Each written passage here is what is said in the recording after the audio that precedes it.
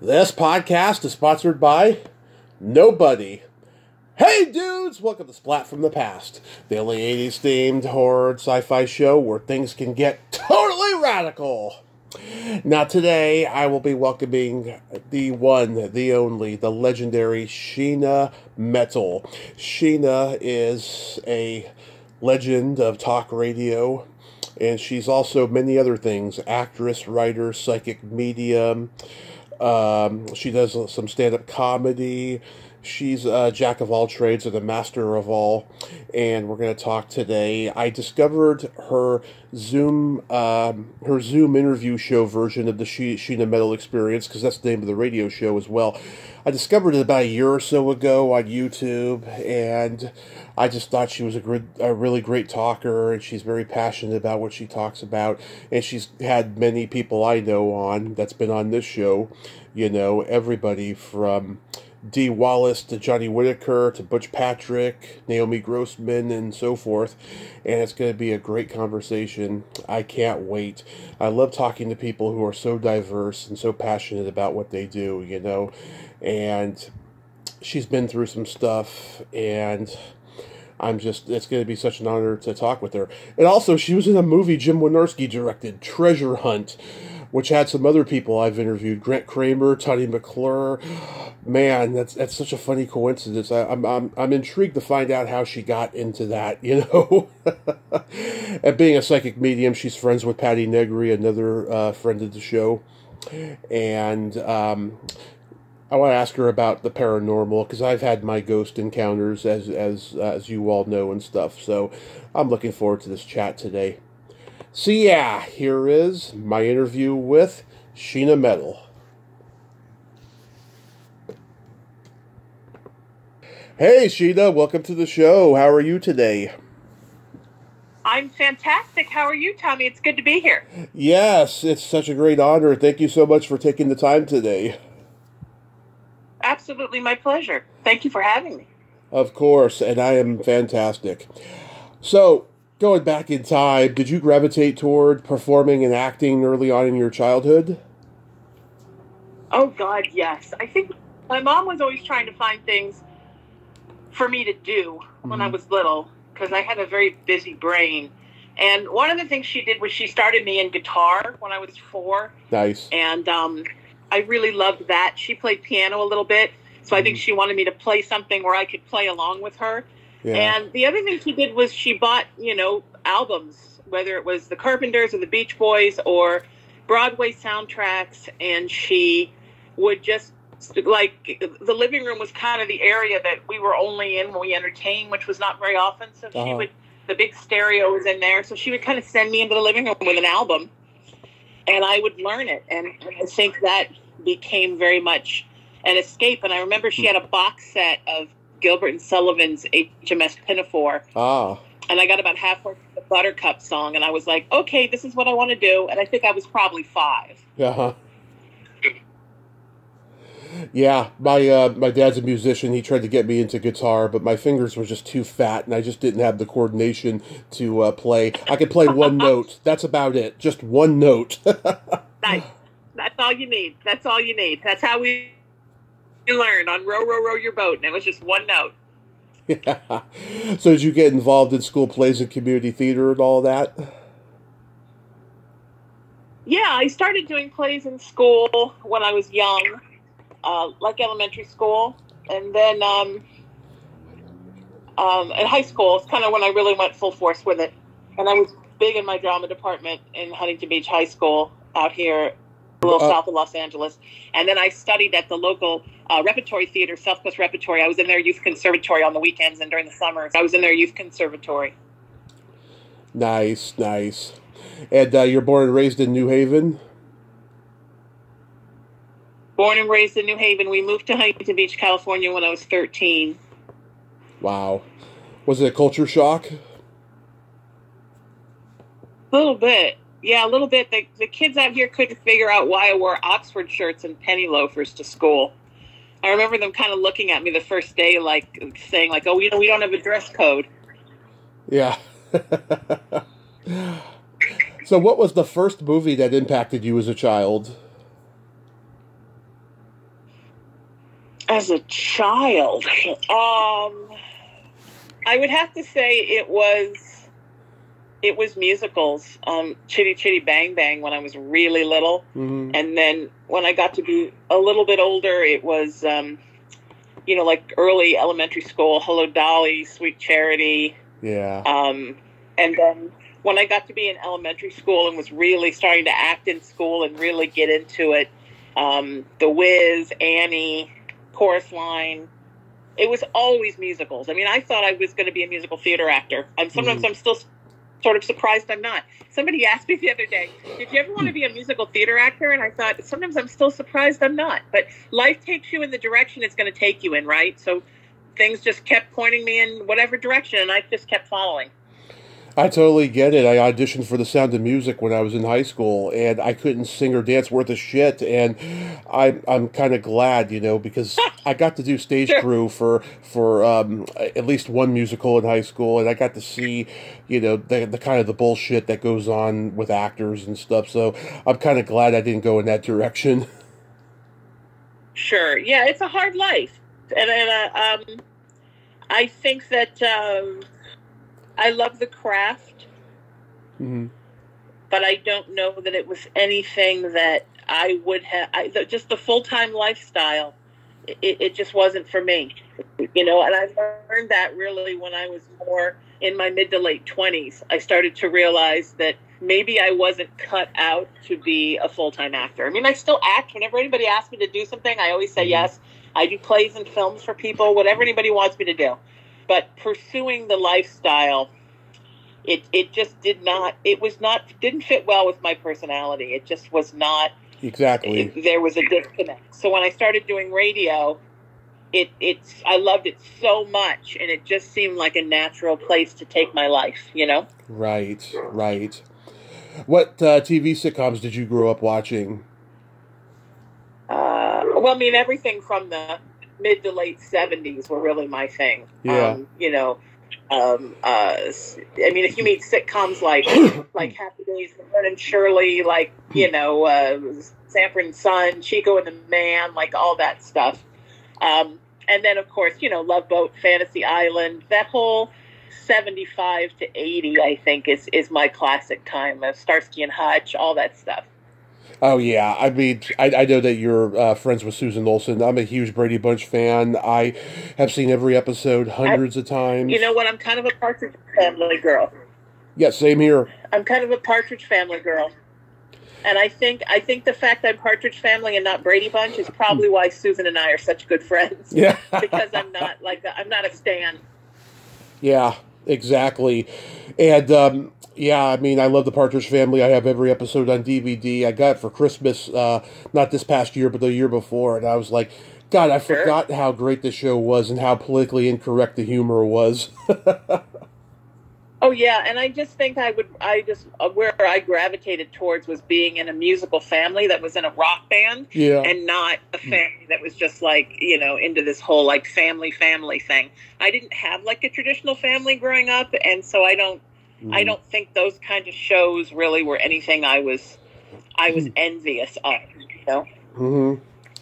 Yeah, and I love the Monkees. Were you a Monkees fan? Sure. Yeah, I love the Monkees. Yeah. Yeah, I had such a crush on Davy growing up, and I still do. I was lucky enough to see them in 1997 at Candlestick Park. It was only 3 of them. Mike Nesmith, he went through periods where he wasn't around, but it was a great show. They drove off the field in a Cadillac. Oh, nice. I interviewed Mickey Dolenz once. He was lovely. I interviewed his sister the night of their last stop on the Monkees farewell tour, and they had just gotten to the hotel maybe 2 hours before. They had a really long sound check, and that interlapped with our interview. But then before showtime, we talked for 30 minutes or so, and she was fabulous. Oh, that's awesome. That's really nice. Yeah, in her hotel room. That is just so fantastic. Very humble, too. Yeah, I grew up on all the Norman Lear and Gary Marshall sitcoms. Laverne and Shirley is still one of my favorite sitcoms ever. Sure, absolutely. Yeah, Maude. I loved Maude. Maude. All in the Family. I just liked all of it. I think I was sort of born 50, so I liked a lot of the adult shows more than I liked the shows that were geared to kids, I think. Yeah. I mean, I was also a Mary Tyler Moore fan. I got to talk to Ed Asner before he passed, and Joyce Bulifant. She's one of my favorite interviews I've done. Sure, I've interviewed her. And Ed was a very dear friend. His passing still, the world is a dimmer place for not having Ed on it. I asked him, I said, do you have any upcoming projects? He said, you don't know her. That joke went over my head. Someone had to explain it to me later. But MASH, I was a big fan of. Sure. Yeah. Fantastic. Great writing. Yeah. Did you have board games growing up? Oh, sure. Yeah. I still love board games. Yeah. Everything from the ones that were popular at the time, like Battleship and Operation, to the classics, which I love. I love chess and backgammon. I play online chess sometimes with people from around the world. I'm not all that. I mean, I'm okay. I wouldn't say I'm all that great, but I sure do love doing it. And yeah, anything that challenged my mind, even crossword puzzles. I always loved puzzles. Oh yeah, Mad Libs when I was a kid. I loved those. Yeah, did you have the board games of those TV shows that were popular at the time? I don't think I ever had a TV show board game. No, because they were I don't think I did. I know they existed. They were so limited. You know, they didn't last long. It seems. Yeah. But I know. Yeah, no, I had more like Monopoly, Life, Risk, all that kind of stuff. All the stuff I guess we still have. Yeah. Oh, when I was in high school, we used to play this version of strip Monopoly called Naval Monopoly, where, like, if you win a house, you have to show us your belly button. If you lose a house, you have to show us your belly button, and then we have to take turns poking it. That's a new. I thought I'd heard everything in my life, especially my 7+ years on the Howard Stern station. I thought I heard every single thing in the world, but Naval Monopoly is actually a brand new one. Yeah, we were in high school at the time, you know. We're like, yeah, we're not going to get away with strip Monopoly because the parents are home, you know. Yeah, that's fantastic. But yeah, like the old TV show board games, there was like I Dream of Jeannie and the Dukes of Hazzard, and I think that Quentin Tarantino collects old TV show board games, and I think he has those ones particularly. Oh wow, interesting. Okay. Have you ever played Cards Against Humanity? I have a couple of times, sure. My favorite game, the most morbid and sick card game ever. I love it. So, who did you listen? Oh, that's fantastic. Yeah. So, who did you? It's fun. I like it a lot. Who did you listen to on the radio growing up? Oh God, that period of time, especially late 70s to early 80s, is my favorite period of music. Like I said, when I was little, it was Carpenters, Beach Boys, James Taylor. Yeah. I learned guitar in a folk school. Gordon Lightfoot. It was all kind of folksy stuff, Peter, Paul, and Mary, because that's what we were learning in school. Yeah. But then as I got older, it was, all that, like, really what they call yacht rock. That's what I love. Like, all that really soft rock from the late 70s Air is Supply. My favorite. Doobie Brothers. Yeah, they're a little sappy, but some. Ambrosia, Kenny Loggins, anything that has Michael McDonald either singing or singing backups. Anything that's like soft R&B. I love disco. Still to this day, I love disco. Right. So who are the radio hosts you listen to? Do you know, I just was kind of a top 40 girl and then like a long play FM girl. Okay. Whoever was on the radio is who I love the weekly top 40 countdown when I was a kid. Mm-hmm. And I liked Wolfman Jack at night. Right. But basically anybody who was there was there. I never aspired to be a radio host. Mm-hmm. So I wasn't somebody who listened to radio over and thought, you know what I mean? Thought, oh God, I'm going to do that. It was an accident. Yeah, I mean, I grew up on Howard Stern, the old Howard Stern, that you mentioned before and stuff, and I just thought he was fantastic. Sure. I still do. I mean, even at my age of 40 now, Absolutely. I look back on some stuff that was said that I was like, wow, you couldn't get away with that today, Yeah. Yeah. Yes. I think he's a genius. And I never worked with him, but I worked on the station that had him in the mornings. Right. And it was a great experience, and I loved being associated with him and his show, and I just think he's very talented. I do too. So, like, you did you go to college and study radio and broadcasting or any of that?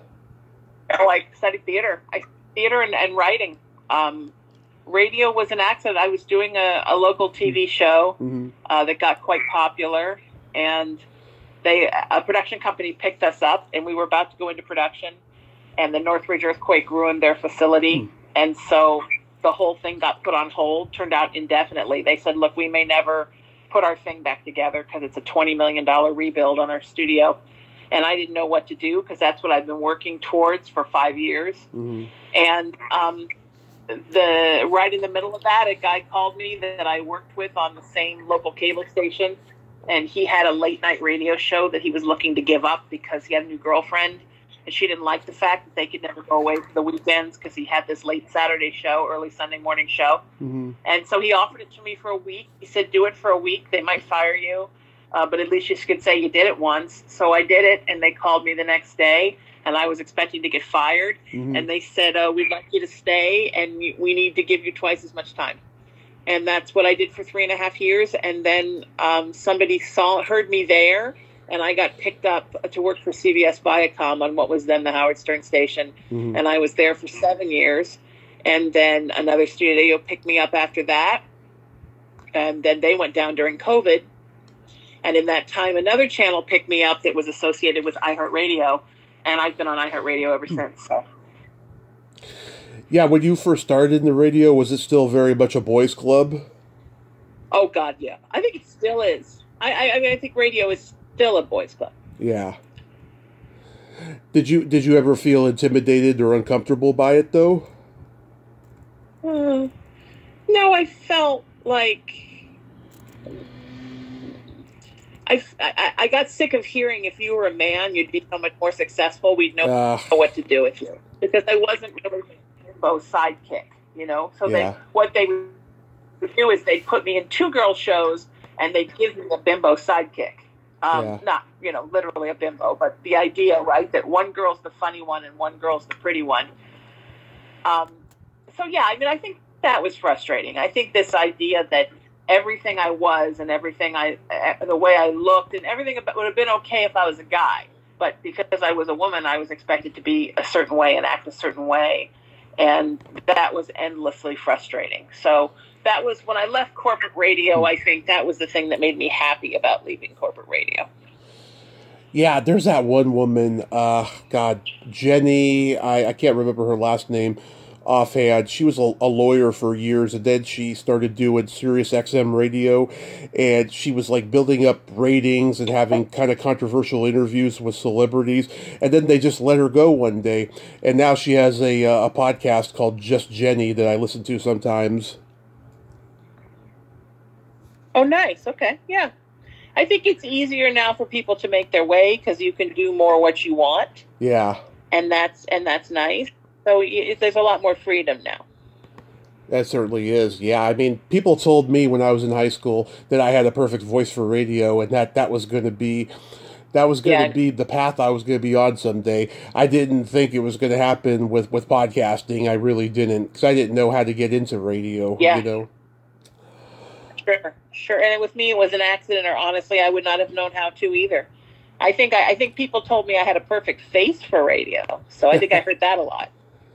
Well, it's funny when I discovered your YouTube Zoom show version of the Sheena Metal Experience, right? I am Sure. I am such a sucker for big beautiful women. That's what gravitated me toward you, and then just to listen to you talk so passionately about the things that you're interested in. That's what drew me to you. So don't say that don't say that they said, you have a face for radio. You have a beautiful face. Thank you, sweetheart. Aren't you very sweet? And I appreciate that. You're lovely. Of course. Yeah, I mean, I like the way I look. I'm happy with me, but we live in a strange country where people are expected to look a certain way, and the idea that if I was a man, it would have been easier for them to know what to do with me. I think if I was a woman in Europe or in South America, or even in Australia or Canada, it would have been easier for them to know what to do with me. I just think that in our country, we expect women to look and act a certain way, and I love seeing how we're breaking out of that stereotype. When I was a young actor, in my late teens and early 20s, I didn't see anybody on TV who looked like me unless they were 40, 50 years old. I remember my high school theater teacher telling me at my graduation, you're going to have a hard time, but when you're 40, you're never going to stop working. And I really started doing more acting and theater roles when I was right about 40. So he was right, even though I was so angry at him when I was 18. Now I look at television, I look at films, and I see young actresses who do look like me. And I think that's wonderful. So it just shows that the world has sort of grown up, right? It's grown up around us. Right. How did you get your name, Sheena Metal? So when I was in my very late teens, early 20s, I think I was 19, I worked at a framing shop with one of my best friends, and he was an artist, and I was not, but he got me a job there. He was a fine artist. And we worked with all these crazy people and crazy customers. And so he would come up to me and with a tape recorder, and he would ask me to do the people from work or do impressions of the customers that came in. And so we started creating these characters that were originally based on them and then just became their own thing. And he would tape record me and play it to his cousins. He was from this big Mexican family, and he had all these little cousins. And he would play the recordings, and then he would come back and ask for more. And then one year for his birthday, he got a video recorder, and he started taping. And then, we would go out and we would buy wigs and costumes. And we just eventually wound up producing a 2-hour video of all of these characters, and, did it up right. My parents gutted their living room and dining room and built a sound stage, and my mom catered, and my friends all came and worked on it. One of my other best friends directed it and did my makeup for all the characters. And one of the characters was Sheena Metal. So when that was done, and I started sending out headshots and resumes for acting roles, I would always send a 5-minute videotape that had a snippet of all the characters. And people started saying, hey, we love Sheena. Would she come down and appear on our show? And I started doing a lot of public access. And through doing local cable public access, I learned how to do that. And one day, one of the program directors at one of the stations said, why don't you have your own show? I was doing this show called Dino and Rocco's Back Alley, where we all sat on toilets. Yeah. And he said, why don't you have your own show? Put a show together and I'll put you on. Yeah. So Sheena seemed like the most logical character because she'd already been doing those shows. And so I put a show together called Sheena Metal's Freakin' Rock Review. And it had real bands on it. It had a whole bunch of actors that I scripted the whole thing, but it all seemed like it was reality, but it wasn't. It was all scripted. And before there was reality TV.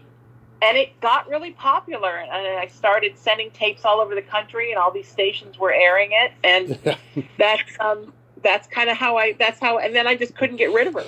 Every time I did something, I would say, no, this is my name, and I'm going to act under my real name. People would be like, no, we don't want her. And finally, I got to the point when I was in my early 40s, because for a while, when I did plays and I did films, I would always use my real name. And then after a while, I got to the point where I realized that she became my brand. So I just switched everything over to that name. It's uncomfortable enough to sit on a toilet for 5 minutes to take a shit, but to do a whole show of where you're sitting on a toilet, that must have been the most bizarre thing. It literally was an alley, and these guys were just like Jersey guys. It was really bizarre, and they just wanted me to come on and just say the craziest stuff I could think of. So. Yeah, oh my God, that's hilarious. Yeah, I mean, I really like your real name. Last year, I interviewed this sex positivity coach who has a very bland, generic, almost porn name like persona, and I accidentally found her other Facebook account with her real name. I love her real name so much more than her stage name, and she actually lets me call her by her real name when we talk unrecorded and stuff, which I think is so nice. Yeah. Yeah, I don't have a problem with people using my call. It's just for publicly, it's confusing to people. Yeah. It's hard enough to remember one name. You know what I mean? Yeah. So have your radio shows always been about spirituality and psychic ability? Oh God, no. That's new since my life really changed when my mom died.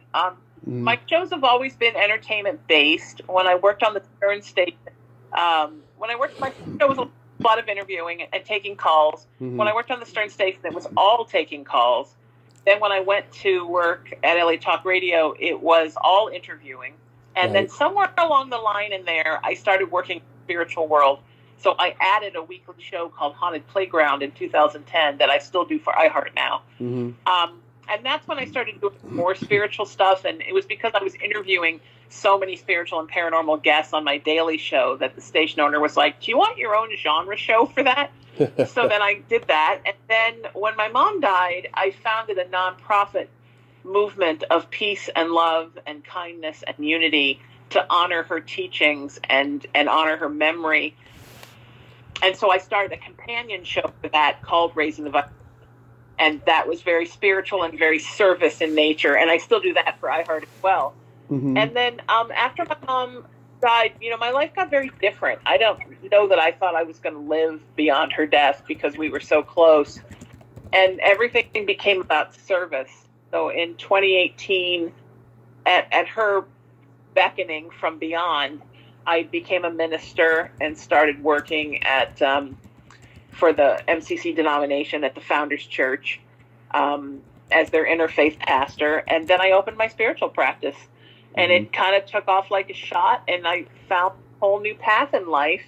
So now I've always been half spiritual and half entertainment, but it used to be the entertainment was what people saw, and the spiritual fueled it. So now I like to say it's like that Madonna tour where she wore her underwear on the outside. Yeah. Now I just wear my underwear outside, and everyone sees it, Yeah, I had my car crash 9 years ago, and I was raised Catholic, and I'm very spiritual. I have to believe in God because, I'm here now talking to you. I was a train wreck for a long time, and I just can't believe how, my perspective on life changed after that. And it's been just amazing, over 2,000 plus interviews I've done in 7 years. It's just, I can't believe how much I've accomplished, I have to believe, I really do.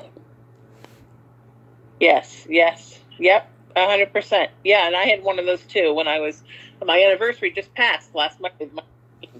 Will be 32 years since I had mine. Wow. And I had a near-death experience. I went home, I came back, and my life was very different from that moment. So I was almost 24. I was 23, just about to turn 24. I've had Patty Negri on talking about her psychic ability and stuff. I had her on initially because I wanted to talk about Rocky 3 because she was in Rocky 3, but we were talking about her psychic readings and stuff, and how she has a lot of skeptics and everything. Do you have your skeptics? You mean people that don't believe in what I do? Exactly.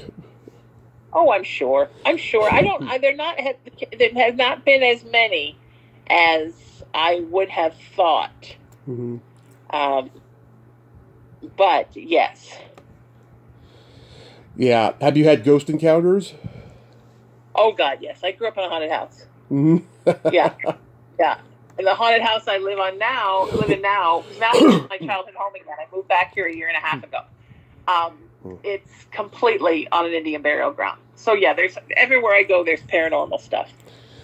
Yeah, I mean, when I was growing up, we had two refrigerators in the house. The one in the garage used to make this weird noise that sounded like my grandfather grunting, and it didn't start happening until after he passed away. And it was one of those ones where it was you know how a refrigerator gets. It gets a little rusty after a while. That starts making noise. It was that kind Sure. of a thing. It starts sounding like my grandfather, just "Arr, arr, arr." It was just so creepy.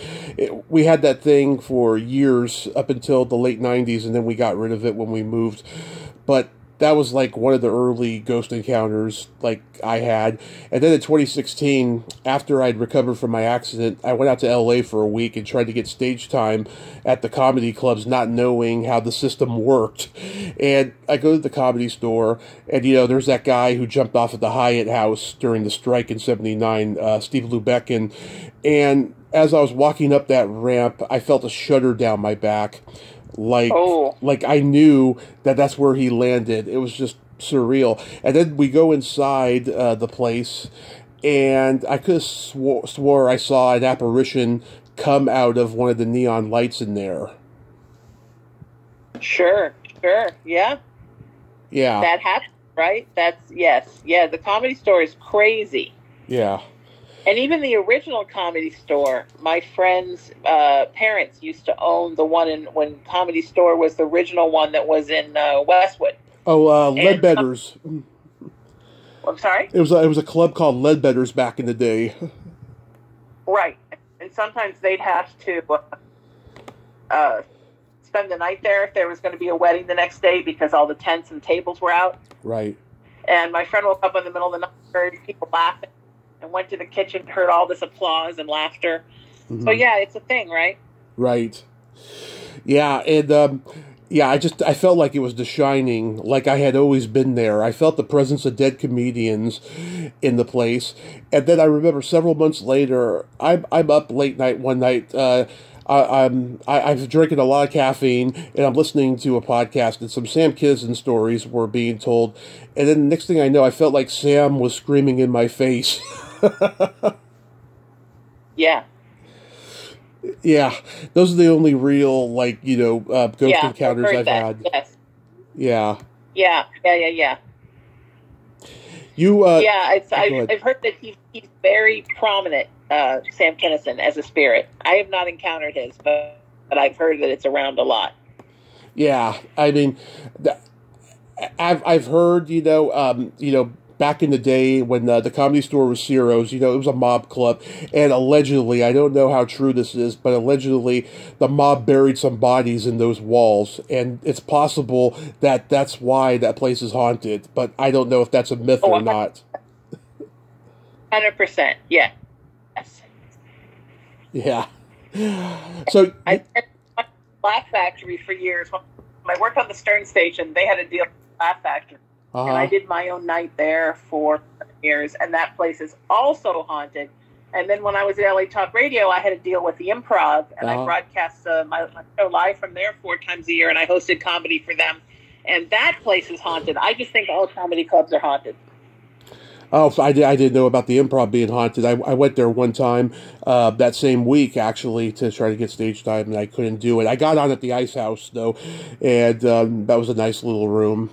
But, yeah, I mean, the Improv, I mean, is Hollywood history just as much as the Comedy Store is. And, I hope they stay around forever because so many things in L.A. are going away now. Yeah, yes. So far, those 3 seem to be okay. Yeah, I saw some of your stand up on YouTube and stuff. So, like, when did you start going up on stage? In 2001 was the first time I did comedy. It was one of the that I did. Uh huh. And were you nervous the first time you went up? Sure. Anything new, right? I think as long as you've been doing it, it's still hard the first time to try something new. But it came super easy to me. I'd been in a comedy band before that where I talked a lot. There was a lot of funny stuff between the songs. Mm-hmm. And I just tried to be like that without the songs. Yeah. I remember when I went to the Improv, later that night, this comedian I came up with was supposed to be hosting. She did this for a while. Her and Bobcat Goldthwait hosted a comedy night thingy on Tuesday nights at the Improv and stuff. But I was so upset that I wasn't able to get on. I just got out of there. Yeah, yeah. You can get some. Yeah, if you go around the back, like where the bathrooms are, you can totally feel it haunted there in that hallway. Oh, I can't remember if I used the bathroom, but wow, next time I go, I'll check it out. Yeah, that whole back hallway where they lead you into the main room. Yeah, there was a fire there during the strike in '79, and they think it was a Comedy Store guy who did it. Yeah, there was a show going on. I know that Kevin Nealon had just got to town. He was the bartender at the Improv, and this comedian Jack Grayman, who they called Jackie Bananas, he was up there, and then suddenly a fire broke out. It was really weird. Oh wow! Yeah, Jackie Bananas might have had something to do with that. Yeah, it's funny. He never got accused. Other guys did, and I found him on LinkedIn. I don't know. He went into like the business world eventually, but I found him on LinkedIn. I sent him a DM. I never heard back, but he did view my profile, which I thought was very nice of him. Yeah, that is nice. That's awesome. In 2003, you were in a Jim Wynorski movie called Treasure Hunt. How on earth did you get to be in that? I met Jim when I was on the Stern Station. He was a guest on the show. Huh. He was a friend of my co-host at the time. He asked me if I wanted to do a film that Roger Corman was producing. I always say yes to everything. We went to this abandoned electrical, Department of Water and Power, old LA Department of Water and Power building that's abandoned, and we filmed it there. Uh-huh. I was the evil publicist, so I was in the conference room scenes, and then, spoiler alert, at the end I go to jail, and so you get to see me in my prison uniform.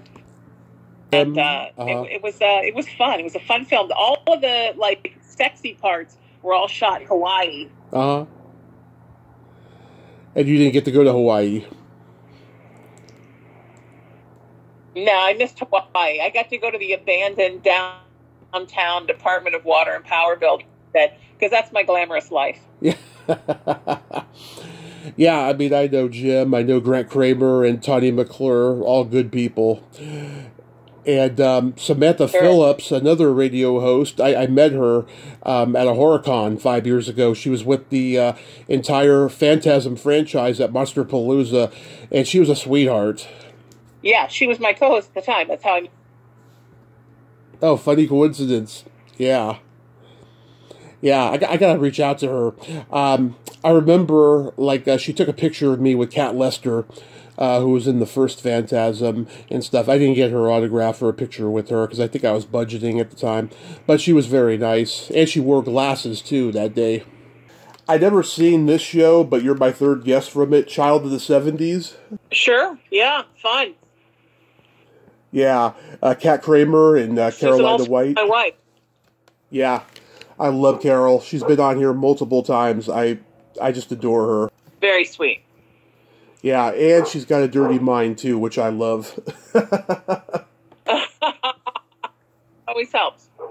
I never saw these, but I'm intrigued by them. West Hollywood Stories, which you wrote.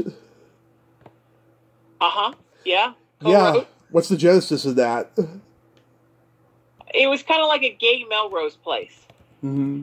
It was sort of on Melrose Place where they all lived in this apartment building together, but it was put together for a gay distributor, and yeah. Yeah, wow. I never seen them, but I'll have to find them. They sound very steamy. I bet you will, because you're sleuthy like that. I bet you'll find them for sure. Yeah. I just remember day on the set, and we used Charlene Tilton's townhome as one of the locations. Yeah. That's how I met Charlene, now a dear friend of mine. And came home with her daughter, who I think at the time, Cherish was, I think, maybe 12 or 13 years old at the time. Mm-hmm. And the character that was playing the new maid was naked on her giant hobby horse. Uh-huh. And there was sort of this moment where she comes in, she sees the naked guy on the hot floor. Yeah. First, then her daughter's coming in. It's funny. It's just like that kind of crazy stuff that happens during production, you know? Yeah. Love it. Love it. Yeah. So, yeah, like I said, you know, I discovered your Zoom show just recently. Yeah, here's the people that you've interviewed that I've interviewed. Naomi Grossman, Rudy Sarzo, Dee Wallace, Johnny Whitaker, Betsy Chauncey, Butch Patrick, Mason Reese. So do you mostly have your friends on there? Yeah, pretty much. I don't had anybody on that show yet. I started that show 2 years ago, last January. Mm-hmm. I don't think I've had anybody on there yet that isn't a friend. I just haven't but yet. I'm still working through friends. Yeah. I mean, I know that we're mutually friends with Karen Richmond. Are you going to have her on? Oh, I'm sure. I'm sure. Lovely. I love her. I love her too. She was on the radio incarnation of, but not the new one. Uh-huh. Yeah. I love how she is so far removed from her wholesome TV persona. You know, she's you know, a Long Island girl, you know, so she says fuck a lot, you know, and all of that. I just adore her. That's awesome. Yeah, you like girls with dirty minds. I gravitate towards girls with dirty minds the most of any guest I have. Yeah, you like that. I can tell already. You like that. I do. I mean, you know, I get along with everybody, you know, but like, yeah, my personal gravitation is toward the dirty-minded ladies. That's fantastic. Yeah. And she just looks sweet, doesn't she, Karen? She just looks so innocent. I know. And, you know, of course, she was Greg Brady's wife in the Brady Bunch reboots and stuff. So, yeah, I mean, she's made a career out of it, but now she's at the point now where she doesn't give a fuck and she just wants to be herself, you know? Yeah. It's nice. Yeah, I agree. Good. She's my favorite Gidget, by the way. Okay. All right. I won't tell Sally Field. Yeah. Now, you've had people on that I could only dream of having on, like Margaret Cho. Sure, I've interviewed Margaret many times. Yeah, she's one I would love to have on because we both overtly discuss our sexual fetishes. You know, I think her and I would get along just great. Oh, sure, yeah. Patty McCormick. I had a friend try to connect me with her once, but it never happened. Sadly, I'm a big Bad Seed fan, I'll tell you. Sure, as is Susan Olsen. She loves Bad Seed. Well, she looked like her with those you know, on purpose. Those curls, those pigtails. It was on purpose. Yeah, as a matter of fact, I introduced her to Patty. We all had dinner one night at a Mexican restaurant, and it was like meeting one of her heroes. It was fun to put the two of them together. She was starstruck? A little bit. Yeah. I mean, it's funny, I don't get starstruck much, but I have. You know, because I look at everybody as a human being and so objectively, and I think all the years I did in stand-up helped with that. You know, I got to meet a lot of my heroes during my stand-up years. Yeah, I met Rob Schneider, I met Wendy Liebman, I met Emo Phillips, lots of people. Lovely. Yeah, sure. It's awesome. It's crazy. So, I know that you are intersex, and you talked about it a decade ago. So, like, when was the moment, the epiphany, that you decided to come out about it? So I found out I was intersex by interviewing an intersex person who is a huge advocate and a gender different expert, Dr. Tiger DeVore, and we were interviewing him when I was on the Howard Stern station doing my first show there, and that's when I realized it was knowing him. The doctors never told my mother anything. So 10 years later, I was interviewing him on my show, and I just started feeling like I was being inauthentic by not talking about what I already knew. So I came out on that show in 2014, and that was the first time I ever did it with him. And it seemed appropriate because it was him, you know? Yeah. And then then a couple of years later, I got asked to consult on a film. My friend was the star of a film called Bruno and Erlene Go to Vegas, and the lead male character, well, allegedly male character, was intersex, and they asked me to consult on it. And it premiered at Outfest, and it premiered at the West End Film Festival in London. And when the press started, the director didn't know how to answer the questions, so he turned them on to me, and I started doing all the press for it as an intersex person. And that was kind of my big coming out. There was the Gay Star News article, and then the Huffington Post after that. And then I just decided, you know what, I'm out, and there aren't enough media people, well-known people that are advocates for the community as part of the community. So it just kind of became a mission in my life. And I run the Intersex Coalition for Founders MCC, which I always laugh. Don't get excited. It's just me. Yeah. Either we don't have any intersex congregation members, or they just don't want to talk about it. I've consulted as an intersex person for the Harvey Milk Foundation, and I sit on the board of the Lavender Effect, a gay and lesbian preservation society.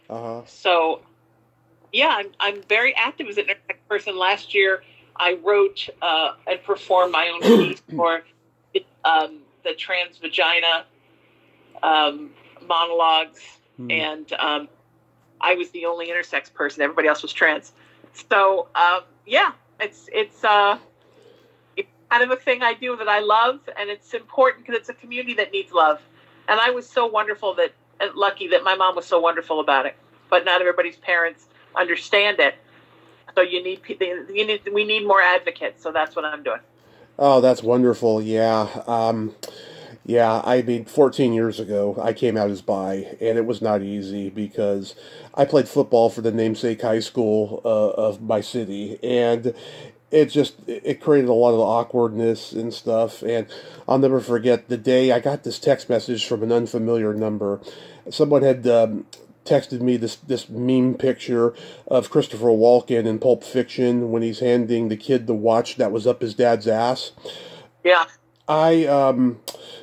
That was the only time that scene in that movie was not funny to me. I cried because I regretted letting people know at that moment, you know, and I was so humiliated, and I still don't know who texted me that picture to this day, but it was awful. Yeah, well, I can tell you that I'm bisexual and out since I was 18, and no, I've never put anyone's watch up my ass, so that's a false rumor. Because I never have any urge, nor have I allowed anyone else to put a watch at my ass. Do you know Pleasant Gaiman? Sure. Yes, from my rock and roll years. Yeah, from working in the music industry.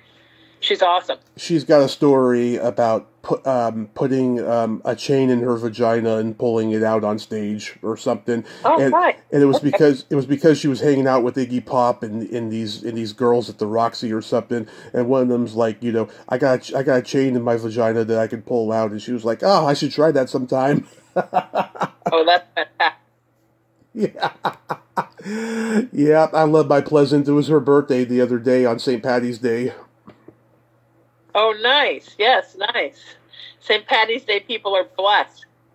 Yes, they are. Yeah. I wasn't so blessed this year. My corned beef turned out very chewy, you know, like it was shoe leather. Oh, okay, that's not good. No, it's not. So we got to play my secret silly game. This is a series of silly slumber party questions. It's no win or lose. It's just pure fun. And how the game works is I ask you the question, you answer it, and then you ask me that exact same question and I answer it. And feel free to comment on the answers because they might be funny. Okay. Sheena, are you ticklish? Yes. Tommy, are you ticklish? Yes. If you tickle me without warning, though, I might hit you in the groin. Yeah, I think I'm ticklish than I am now. I think I've become ticklish, but Yes, my feet are very ticklish, Mm-hmm. and everybody loves pedicures, but I find them irritating because like somebody's tickling my feet for a half hour. Yeah, I don't mind that. I just need to be warned in advance, or because I might hit you in the groin out of reflex. You know. Sure, absolutely.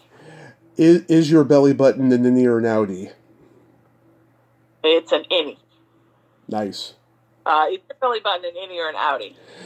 It's an innie. It used to be an outie, but once I went through puberty, it kind of went in. Oh, okay. When I was having surgeries, from my accident, when I had my gallbladder out, I was hoping that they would find that outie and bring it back. Mine, I think, so far of an innie between abdominal surgeries and being fat that I think that probably there's some leprechauns lost in there, and I wish somebody would send a party and look for them. I have a friend who's a comedian, Stephanie Hodge, and she described her belly button as like a squirrel trying to find its way out of a Crown Royal bag. Fantastic. What color are your toenails painted? Right now my toenails are not painted, but when I do paint them, I like to paint them kind of a very bright, dark pink, like fuchsia or magenta. Mm-hmm. But I would like to do my nails either the lightest pink, my fingernails, or just clear. Mm-hmm. But I like my toenails to really pop. Nice. For me, I don't have them painted at the moment, but last time they were gold with sparkles for New Year's Eve.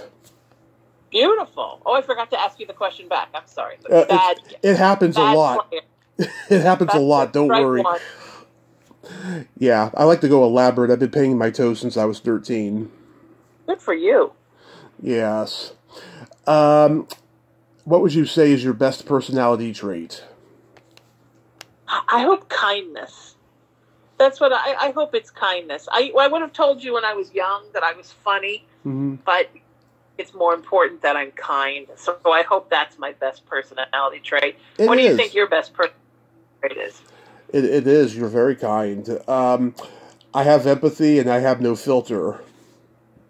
Oh, okay, nice. Yeah, I'm a Gemini. Oh, well then, of course, no filter. Yes. Yes. If you could have anything named after you, what would it be? Maybe a crystal. I'd like a crystal named after me. The Sheena Metal Crystal? Some new crystal they find deep in the earth. I would like them to name after me. Nice. I like that. And then for me, I'd like to have a vibrator named after me. Okay. All right. Well, that's pretty easy. You just call a vibrator company and ask. Yeah, I would call it the Tommy Chatsy. Nice. I have a vibrator after me somewhere. I'll have to see if I can find one at my house in a box. Oh, yeah. That would be fantastic. I love them. And then my favorite question, is there a stinky smell that just makes you gag? You know, there is, but I don't know what it is. There's a smell of something that happens at Christmas with candles, mm-hmm. but I never have identified what the smell is. But whenever I pass it, I'm like, oh, it's some kind of a berry. I don't know what it is, but yes. And also there's a tree that smells a certain way, and when I pass it, I'm like, oh, but I don't know what the tree is either. So I'm consistently being taunted by these two mystery smells, and I'm not quite sure what they are. It's a lifelong thing to try to identify them. How about you? Sounds like a paranormal thing. It is. It's either farts or feet. Okay, all right. There's the title of your autobiography, Farts or Feet. You're the second person to tell me that. No, then it must be true. The first was the legendary acting teacher, Kate McGregor Stewart, who Marissa Tomei mentioned in her Academy Award acceptance speech for My Cousin Vinny. Beautiful. Yeah, Beautiful. She said that. I don't think I'll use that as the title, but I'll put that as a blurb on the back of the book. Nice. Okay, great. Yeah, sure. I think I'll attribute it to both of you. Okay. then that'll be named after me. Farts or feet, and that'll be my thing. Farts and feet. I have a joke for you. Mm-hmm. What do you call a boy that doesn't masturbate? I don't. A girl. A liar. Nice. Everybody guesses girl, though. Everybody. They either say girl or broken, you know. Sheena, you are so amazing. Thank you so much for coming on today. Oh, it was a pleasure, sweetheart. Anytime you just let me know, and I'm looking so forward to hearing this. Absolutely. And you have yourself a great day and be safe, and I will continue watching your show. So how often do you drop new episodes, and do you have anybody upcoming you'd like to mention? Every week. You can go to my YouTube channel and see pretty much all the old archives. Or we're on Parapod TV for both my Messages Psychic show and my Sheena Metal Experience interview show. And you can find everything on my website, SheenaMetalSpiritual.com. Fabulous. You have a great day. You take care, sweetheart. Thank you. Bye-bye. Bye-bye. Well, there you have it. Sheena Metal. Ain't she a sweetheart? Oh my God, what a nice lady. So positive and optimistic and so open-minded. I love talking to her today. She is just fabulous. Please go watch the Sheena Metal Experience on YouTube, or go listen to the radio if you're local in Los Angeles. She is just a deep thinker and a wonderful human being, and I'm so glad we got to talk today. Well, until next time, this is Tommy Throwback Kovac saying, there's no shame in living in the past, because the present sucks. Later, dudes!